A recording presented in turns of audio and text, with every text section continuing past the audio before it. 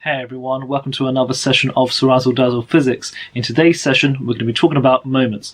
So what exactly is a moment? A moment is simply a turning force. So a moment is simply a turning force. Okay, so look at this seesaw right now. We've got a fire extinguisher on one side of the seesaw.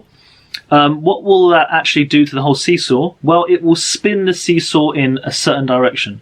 So by having the fire extinguisher here, it will spin the seesaw in this direction. So it will cause it to rotate. So this is a clockwise moment. So it will cause the beam to rotate. So it's clockwise because it rotates round that direction. So moments can be anti-clockwise or clockwise. So moments, they can also be clockwise or anti-clockwise. The point where it's rotating about, this is called the pivot point over here. So this is the pivot point over here. So that's the pivot. Right, let's look at an example then.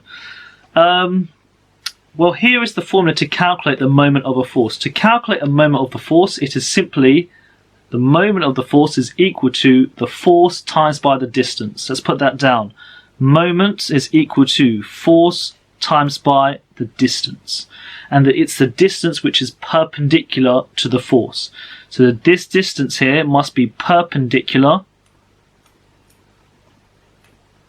to the force. Yeah, okay, so the moment, let's put some units then. Okay, so force is measured in newtons, distance is meters, therefore the moment is going to be measured in Newton meter. Right, so that's our new physics formula. Solidify that in your mind. We'll look at it in a bit more detail with the following question. Test your understanding. State whether the bricks cause an anti-clockwise moment or clockwise moment. Calculate the moment it exerts. Right, so we've got the seesaw once again. We've got the bricks on one side. First of all, will it cause the beam to spin anti-clockwise or clockwise?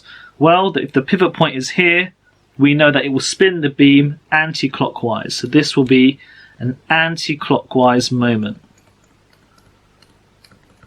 So this one's going to be anti-clockwise. So here is our answer for the first one. Yes, it's anti-clockwise. That's the correct answer. Right, calculate the moment it exerts. So we know that the moment is equal to the force times by the distance. Yes, just above. The force is going to be, have a look, 5 newtons. And the distance must be perpendicular. So the perpendicular distance is this distance over here. There we go. So what is that distance? We can see it is 2 meters. So force times by 2 meters. So therefore, we've got the moment. The moment is therefore equal to 5 times by 2. It's going to be 10 Newton meters anti-clockwise. ACW stands for anti-clockwise in my notes. Easy stuff. Now let's scroll down for the summary. Summary. Moments are turning forces. Yeah? They can either be clockwise or anti-clockwise. The following formula we must memorize. Moment of a force is equal to force times by distance. The distance must be perpendicular to the force.